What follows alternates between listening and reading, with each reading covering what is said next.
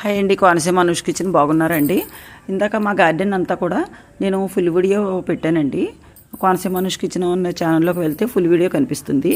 మా పిల్లలు మొన్న గుడికి వెళ్ళారండి. ఆగస్టులో గుడికి వెళ్ళి వచ్చినప్పుడు కనకాంబరం నారు తీసుకుని వచ్చారండి. ఇంకా పూల మొక్కలు కూడా తీసుకువచ్చారు. నీల గోరింట మొక్కలు అవిని చూడండి. 3 నెలలు అయిందండి. ఆగస్టు నెలలో తీసుకొచ్చారు. పువ్వులు ఎలా పూస్తున్నాయో, మన గార్డెన్లో పూసిన పువ్వులు మనకు ఎంతో సంతోషాన్ని ఇస్తాయి కదండి.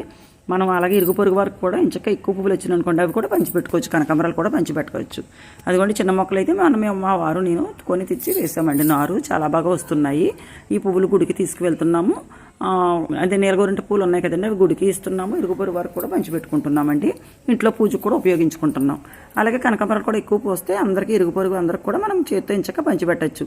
కాయగూరలైనా, పండైనా, ఫలమైనా, పువ్వులైనా 10 మందికి పంచిపెట్టుకుంటేనే మంచిది కదండి. ఈ వీడియో మీకు నచ్చినట్లయితే లైక్ చేయండి, షేర్ చేయండి, సబ్స్క్రైబ్ చేయండి.